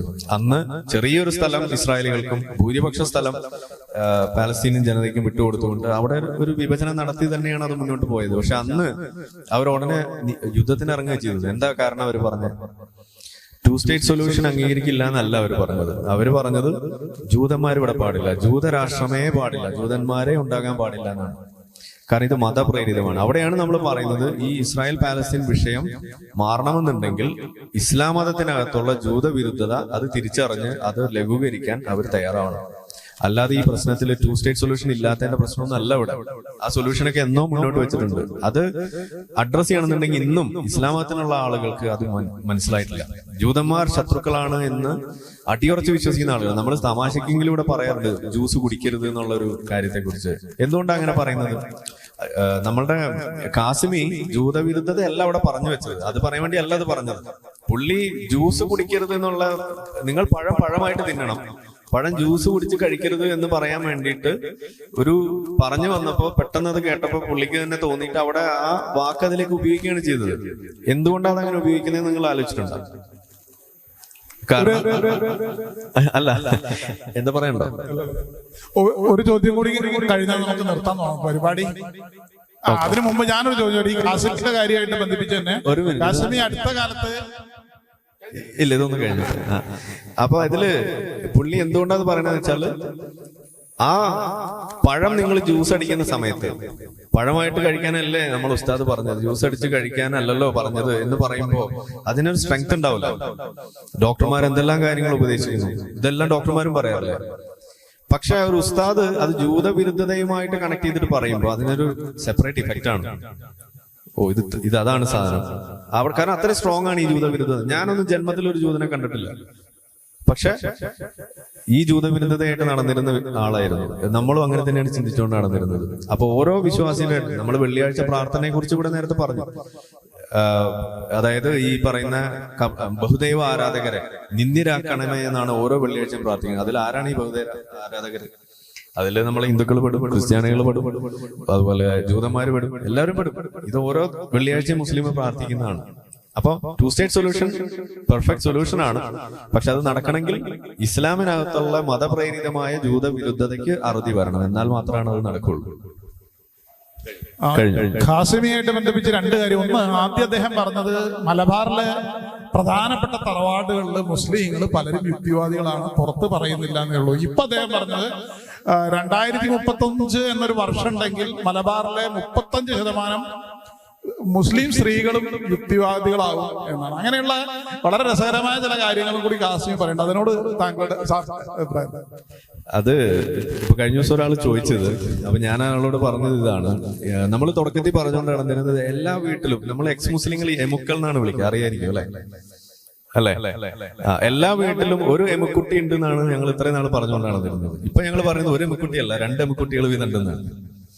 കാരണം ആ തോതിലാണ് കാര്യങ്ങൾ പോയിക്കൂടെ. കാരണം ആരും പുറത്ത് പറയാറില്ല, പക്ഷെ ഇന്ന് പുറത്ത് പറഞ്ഞു എന്നുള്ളതാണ് ഈ അറിയുന്നത്. കാരണം രണ്ടാമതൊരു എമ്മു ഉണ്ട് എന്ന് അറിയുന്നത് എപ്പോഴാണ്? ആദ്യത്തെ എമ്മു അത് തിരിച്ചറിയുമ്പോഴാണ്. അപ്പൊ ആ ലെവലിലേക്ക് എത്തിയിട്ടുണ്ട്. അപ്പൊ കേരളത്തിൽ എത്ര മുസ്ലിം കുടുംബം ഉണ്ടോ ആ എല്ലാ മുസ്ലിം കുടുംബത്തിലും 2 പേരെങ്കിലും മതം വിട്ട ആളുകളാണ്. അതാണ് നിലവിലത്തെ സാഹചര്യം. ഇന്ത്യയിലെ മൊത്തം എടുത്തു കഴിഞ്ഞാൽ തന്നെ ഒരു ചുരുങ്ങിയതൊരു 3 കോടി മുസ്ലിങ്ങളെങ്കിലും മതം ഉപേക്ഷിച്ച് കഴിഞ്ഞു എന്നാണ് ഒരു റഫായിട്ടുള്ള കണക്ക് പറയുന്നത്. അവസാനമായിട്ട് എനിക്കൊരു ചോദ്യം ചോദിക്കാനുണ്ട്. ജനാധിപത്യ രാജ്യത്താണ് നമ്മൾ ജീവിക്കുന്നത്. ഇപ്പോൾ അജയൻ എന്ന വ്യക്തി ഒരു CPM-കാരനോ അല്ലെങ്കിൽ BJP-കാരനോ ആവുകയോ അല്ലെങ്കിൽ BJP എന്ന് പറയുന്നത് അജയനെ ഉൾക്കൊള്ളുകയോ ഏതാണ് നാടിന് ഗുണം? ഇപ്പോൾ ഒരു ഫോർ എക്സാമ്പിൾ നമ്മൾ സുരേഷ് ഗോപിനെ എടുക്കാം. നല്ലൊരു ആക്ടറാണ്. അയാള് BJP-യിലേക്ക് വരുന്നതിന് മുമ്പ് നല്ലൊരു മനുഷ്യസ്നേഹിയായിട്ട് കൂടി കണ്ടിരുന്നു. പക്ഷെ എനിക്ക് ഇപ്പോൾ അയാളെ സംഘി എന്ന് മാത്രമേ വിളിക്കാൻ പറ്റുന്നുള്ളൂ. അത് അയാൾ BJP-കാരനാവുകയാണോ ചെയ്യുന്നത്? ശരിക്ക് നമ്മുടെ നാട്ടില് ഈ ഓരോ വ്യക്തികളും ഒരു രാഷ്ട്രീയക്കാരനാവുകയാണോ വേണ്ടത്, അല്ലെങ്കിൽ ഓരോ വ്യക്തികളുടെ വ്യക്തിത്വത്തെ രാഷ്ട്രീയം അംഗീകരിക്കുകയാണോ വേണ്ടത്? താങ്കളുടെ അഭിപ്രായം എന്താണെന്ന് കേൾക്കാൻ ആഗ്രഹമുണ്ട്. എനിക്ക് തോന്നുന്നു അവസാനിപ്പിക്കാൻ പറ്റിയ നല്ലൊരു ചോദ്യമാണിത്. ഇത് പറയുമ്പോൾ ആദ്യം എനിക്കൊരു പരാതി ഇവിടുത്തെ മുതിർന്ന യുക്തിവാദികളോട് എനിക്ക് പറയാനുള്ളത്, എന്തുകൊണ്ട് ഇന്നും നമ്മളിപ്പോ യുക്തിവാദി സംഘത്തെ കുറിച്ച് നമ്മൾ പറയും, അല്ലെങ്കിൽ ഈ ഒരു റാഷണലിസ്റ്റ് ഐഡിയോളജി അല്ലെങ്കിൽ അത്തരത്തിലുള്ള പ്രവർത്തനങ്ങൾ അതിനെക്കുറിച്ച് പൊതുവെ പറയുമ്പോൾ കേരളം വളരെ മുന്നിലാണ്. എക്സ് മുസ്ലിം കൂട്ടായ്മ എന്ന് പറയുന്ന ഒരു കൂട്ടായ്മ ഉണ്ടാകാനും വളർന്നു വരാനും ഉള്ള സാഹചര്യം ഇന്ത്യയിൽ, കേരളത്തിൽ മാത്രമേ ഉള്ളൂ ഇപ്പോഴും. അതെന്തുകൊണ്ടെന്ന് പറഞ്ഞു കഴിഞ്ഞാൽ ആ ഒരു ബാക്ക് സപ്പോർട്ടായിരുന്നു. ഒരു 10-40 വർഷമായിട്ട് ഇതുപോലെയുള്ള ഈ ഒരു നാഷണലിസ്റ്റ് മൂവ്മെന്റ്സിന്റെ ഭാഗമായിട്ട് ഇത്തരത്തിലുള്ള വിമർശനങ്ങളെ ജോസഫ് മാഷ കൈവിട്ടും കാര്യങ്ങളൊക്കെ ഉണ്ടായെങ്കിൽ പോലും ഇന്നും ഒരു എക്സ് മുസ്ലിം കൂട്ടായ്മ പോലും രജിസ്റ്റർ ചെയ്യാൻ പറ്റാത്ത അവസ്ഥയിലാണ്. നമ്മുടെ തൊട്ടപ്പുറത്തെ തമിഴ്നാട്ടിൽ പോലും നടക്കുന്നില്ല, കർണാടകയിൽ നടക്കില്ല, നോർത്തിലേക്കൊന്നും ആലോചിക്കുക പോലും വേണ്ട. മറ്റ് സംസ്ഥാനങ്ങളിൽ നിന്ന് ആളുകൾ കേരളത്തിൽ വന്ന് അഭയം ചോദിക്കുന്ന അവസ്ഥ പോലും ഉണ്ട്. എക്സ് മുസ്ലിം ആയിട്ടുള്ള ആളുകൾ, അതായത് അഭയാർത്ഥികളായിട്ട് ഇവിടെ വന്ന് താമസിക്കുന്ന ആളുകളുണ്ട്. അപ്പൊ അതൊരു കാര്യമാണ്. പക്ഷെ എന്നിട്ടും ഇപ്പോഴും നമ്മുടെ രാഷ്ട്രീയത്തിൽ മതിയായ രീതിയിൽ ഒരു റാഷണൽ ആയിട്ട് ചിന്തിക്കുന്ന ഫ്രീ തിങ്കിങ് ഒരു രീതിയിലുള്ള പൊതുപ്രവർത്തകരെ നമുക്ക് കാണാൻ കഴിയുന്നില്ല. കാണുന്നത് മുഴുവൻ ഇപ്പോഴും ഈ വർഗീയതയുടെ അടിസ്ഥാനത്തിലും ഈ മതപ്രീണനത്തിലൊക്കെ പെട്ടുഴലുന്ന തരത്തിലുള്ള രാഷ്ട്രീയ പ്രവർത്തകരെയാണ്. എന്തുകൊണ്ട് അങ്ങനെ സംഭവിച്ചു എന്ന് ചോദിച്ചാൽ അതിന്റെ ഒരു കാരണമായിട്ട് ഞാൻ എപ്പോഴും കാണുന്നത്, നമ്മളുടെ ഈ യുക്തിവാദ പ്രവർത്തനങ്ങളെ രാഷ്ട്രീയവുമായിട്ട് ആ തോതിൽ തന്നെ ബന്ധിപ്പിക്കാനുള്ള ശ്രമം വേണ്ട പോലെ ഉണ്ടായിരുന്നില്ല എന്നുള്ളതാണ്.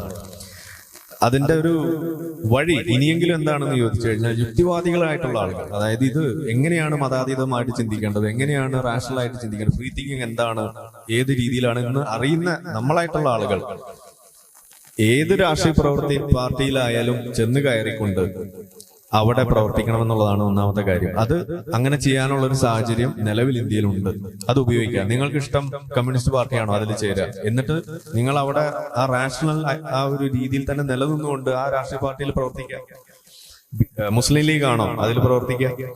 ഇനി മറ്റേതെങ്കിലും പാർട്ടിയാണോ, BJP ആണോ, അതിൽ പ്രവർത്തിക്കുക. കോൺഗ്രസ് ആണോ, അതിൽ പ്രവർത്തിക്കുക. അങ്ങനെ ചെന്ന് കഴിഞ്ഞാൽ പതിയെ പതിയെ ഇത്തരത്തിലുള്ള നമ്മൾ ഇന്ന് കുറ്റം പറഞ്ഞുകൊണ്ടിരിക്കുന്ന തരത്തിലുള്ള ആക്ടിവിറ്റീസ് ഈ രാഷ്ട്രീയ പാർട്ടികൾ നടത്തിക്കൊണ്ടിരിക്കുന്നത്, അതിന്റെ തോത് കുറച്ചുകൊണ്ടുവരാൻ കഴിയുന്നുള്ളതാണ് അതിൽ ഒരു സൊല്യൂഷൻ ആയിട്ട് കാണാനുള്ളത്. അതല്ലാതെ പലരും പറയാറുണ്ട് പുതിയൊരു രാഷ്ട്രീയ പാർട്ടി ഉണ്ടാക്കുക, എന്നിട്ട് നമുക്ക് ശരിയാക്കി കളയാന്നൊക്കെ പറയുന്നത്. അത് പ്രാക്ടിക്കലി നടക്കുന്ന കാര്യമാണെന്ന് എനിക്ക് തോന്നുന്നില്ല. അതുകൊണ്ടാണ് ഇതുവരെയായിട്ട് നമ്മൾ അതിനെ ഇറങ്ങിത്തിരിക്കാത്തത്. ഒന്നത്. രണ്ടാമത്തത്, ഇപ്പൊ ഈ സുരേഷ് ഗോപിയുടെ കാര്യം പറഞ്ഞുകൊണ്ട് ചോദിക്കുകയാണ്. സുരേഷ് ഗോപി മാത്രമല്ല, ഇപ്പൊ സുരേഷ് ഗോപിനെ നമ്മൾ കണ്ടത് സിനിമയിലൂടെയാണെന്നുണ്ടെങ്കിൽ ഈ ശ്രീധരനെ നമുക്ക് എല്ലാവർക്കും അറിയാം.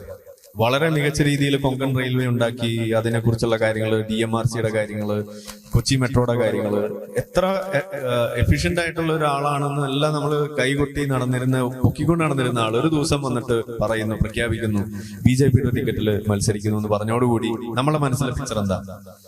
മൂപ്പര് വേറെ സംഖ്യയാണ്, അല്ലെ? അപ്പൊ എത്ര പഠിപ്പുണ്ടായിക്കോട്ടെ, വിവരം ഉണ്ടായിക്കോട്ടെ, എന്തു തന്നെ ആയിക്കോട്ടെ, BJPയുടെ ടിക്കറ്റിലേക്ക് വരുന്നതോടുകൂടി ആള് കൊള്ളരുതാത്തവനായി മാറുന്നു. ഇതാണ് നമ്മൾ കാണുന്നത്. മനുഷ്യ സ്നേഹിയായിട്ടുള്ള സുരേഷ് ഗോപി BJPയുടെ പാർട്ടിയിലേക്ക് വന്നപ്പോ സംഖ്യയായി മാറുന്നു. പുള്ളി കമ്മ്യൂണിസ്റ്റ് പാർട്ടിയിലായിരുന്നെങ്കിൽ എന്തായിരിക്കും ആളുടെ ഇമേജ് എന്ന് ആലോചിച്ച് നോക്കി. ലോകത്തെ ഏറ്റവും വലിയ മനുഷ്യ സ്നേഹി ചിലപ്പോൾ സുരേഷ് ഗോപി ആയിരിക്കും. ആ രീതിയിൽ പൊന്തി വന്നതാണ്. അപ്പോ നമ്മൾ ഇവിടെ സംഭവിച്ചത് എന്താണ്? അങ്ങനെ ഒരു ലെവലിലേക്ക് എത്തിയോടുകൂടി എന്തുകൊണ്ട് അങ്ങനെ ഒരു സംഗതിയിലേക്ക് മാറേണ്ടി വന്നു എന്ന് ചോദിച്ചാൽ, മാറിപ്പോയി എന്ന് ചോദിച്ചു കഴിഞ്ഞാൽ, സുരേഷ് ഗോപിക്കായാലും ഈ ശ്രീധരനായാലും അതുപോലെ അൽഫോൺസ് കണ്ണന്താനം ആയാലും ആര് തന്നെ ആയാലും അവർക്കൊക്കെ സംഭവിച്ചിട്ടുള്ളൊരു അബദ്ധമാണ്. ആ അബദ്ധം എന്ന് പറയുന്നത് BJPയിലേക്ക് എത്തുമ്പോ അത് BJPയുടെ ആവശ്യമാണോ അതോ സുരേഷ് ഗോപിയുടെ ആവശ്യമാണോ എന്ന ഒരു കാര്യത്തിൽ അവർക്കൊരു ധാരണ ഉണ്ടായില്ല. അവർ മനസ്സിലാക്കേണ്ടത് BJPക്ക് സുരേഷ് ഗോപിനാണ് ആവശ്യം, BJPക്ക് അൽഫോൺസ് കണ്ണന്താനത്തിനായിരുന്നു ആവശ്യം, BJPക്ക് ഈ ശ്രീധരനായിരുന്നു ആവശ്യം. പക്ഷെ ഈ ശ്രീധരൻ അത് മനസ്സിലായില്ല. ഈ ശ്രീധരൻ വിചാരിച്ചു ഈ ശ്രീധരനാണ് BJPയെ വേണ്ടത്. സുരേഷ് ഗോപി വിചാരിച്ചിരിക്കുന്നത് സുരേഷ് ഗോപിക്ക് വേണ്ടത് BJP ആണെന്നാണ്. തിരിച്ചാണ്. അപ്പൊ ഞാൻ പറയുന്നത്, ഇപ്പോ ഇന്നസെന്റ് കമ്മ്യൂണിസ്റ്റ് പാർട്ടിയിൽ ഉണ്ടായിരുന്നു, സ്വതന്ത്ര സ്ഥാനാർത്ഥിയായിട്ടൊക്കെ നിന്നിരുന്നതാണ്. അവിടെ കമ്മ്യൂണിസ്റ്റ് പാർട്ടിക്കാണ് അത് വേണ്ടത്. ഭീമൻ രഘു ആർക്കാണ് വേണ്ടത്? അതല്ലെങ്കിൽ അതുപോലെയുള്ള ഓരോ ആളുകളും. അപ്പൊ ഞാൻ പറയുന്നത്, സത്യമായിട്ടും ഞാൻ കളിയാക്കിയതല്ല. അപ്പൊ ഞാൻ പറയുന്നത്, നമ്മൾ ആര് പോയാലും, ഏത് യുക്തിവാദി പോയാലും നമ്മൾ ഉയർത്തിപ്പിടിക്കുന്ന ഒരു ബോധമുണ്ട്. വിഷയങ്ങളെ വിഷയാധിഷ്ഠിതമായിട്ട് കാണുക, ഫാക്ട് ബേസ്ഡ് ആയിരിക്കുക, എവിഡൻസ് ബേസ്ഡ് ആയിരിക്കുക, അതുപോലെ വിദ്വേഷമില്ലാതിരിക്കുക. ഈ ഒരു സാധനം കമ്മ്യൂണിസ്റ്റ് പാർട്ടിയിൽ പോയാലും നിങ്ങൾക്ക് ചെയ്തുകൂടെ? BJP പോയാൽ നിങ്ങൾക്ക് ചെയ്തുകൂടെ? മുസ്ലിം ലീഗിൽ പോയാൽ നിങ്ങൾക്ക് ചെയ്തുകൂടെ? എവിടെ പോയാലും നിങ്ങൾക്ക് ചെയ്യാം. സോഫാർ എപ്പോ വരെ എന്ന് ചോദിച്ചു കഴിഞ്ഞാൽ, ഈ പാർട്ടികളൊക്കെ ഔദ്യോഗികമായിട്ട് രജിസ്റ്റർ ചെയ്ത് ഇന്ത്യയിൽ റൺ ചെയ്യുന്ന ജനാധിപത്യ പ്രക്രിയയിൽ പങ്കെടുക്കുന്ന പാർട്ടികളായിട്ട് തുടരുന്ന കാലത്തോളം ഇതിൽ ചേരാനും പ്രവർത്തിക്കാനുള്ള അവകാശം എല്ലാ ആളുകൾക്കും ഉണ്ട്. അത് ആദ്യം നമ്മൾ ഉൾക്കൊള്ളണം. ജനാധിപത്യത്തിൽ വിശ്വസിക്കുന്നുണ്ടെങ്കിൽ അത് ആദ്യം നമ്മൾ വിശ്വസിച്ചിട്ടേ മുന്നോട്ട് പോകാൻ പറ്റുള്ളൂ. ഇനി BJPയുടെ കാര്യം പറയുമ്പോൾ ഒരു തമാശ, നമ്മളൊരു ഏതെങ്കിലും ഒരു മുസ്ലിം ആയിട്ട്, ഇന്നിപ്പോ ഒരു വാർത്ത കണ്ടത്, BJPക്ക് വോട്ട് ചെയ്തു എന്നതിന്റെ പേരിൽ ഒരു മുസ്ലിം വനിതയെ തല്ലിച്ചതയ്ക്കുന്ന ഒരു അവസ്ഥ. കർണാടകയിലാണോ, ഇപ്പൊ ഇലക്ഷൻ കഴിഞ്ഞ ഏതൊരു സംസ്ഥാനത്തിലാണെന്നാണ് കണ്ടത്. എന്തിനു വേണ്ടിയിട്ട് അത് ചെയ്യുന്നത്? അങ്ങനെ ഒരു കോൺസ്റ്റിറ്റ്യൂഷണൽ അവകാശ ലേഡിക്കില്ലേ? അപ്പോ അത് അവിടെ ഉണ്ട്. ഇനി ഇത്തരത്തിലുള്ള ഒരു ബോധ്യമാണ് നമുക്ക് വേണ്ടത്. ഏത് പാർട്ടിയിൽ പോയാലും നമുക്ക് പറയാനുള്ള ആശയങ്ങളും നമ്മളുടെ രീതികളും അത് ഉയർത്തിപ്പിടിക്കാൻ കഴിയുമ്പോൾ, അത് ഉയർത്തിപ്പിടിച്ചതിന്റെ പേരിൽ ആ പാർട്ടി പുറത്താക്കിയാൽ അത് ആ പാർട്ടിക്കാണ് മോശം എന്നുള്ള ഒരു ബോധ്യമാണ് ആദ്യം വ്യക്തികൾക്ക് വേണ്ടത്. എന്നാൽ മാത്രമാണ് ജനാധിപത്യ സംവിധാനത്തെ ശക്തിപ്പെടുത്താൻ കഴിയുള്ളൂ. അപ്പൊ നമ്മള് ഈ പരിപാടി ഇവിടെ തീരുകയാണ്. ഈ പരിപാടിയിലേക്ക് ക്ഷണിച്ച സംഘാടകർക്ക് ആദ്യം നന്ദി പറയുന്നു. അതുപോലെ ഇത്ര വിശദമായി കാര്യം സംസാരിച്ച ഹുസൈൻ സാറിനും നന്ദി പറയുന്നു.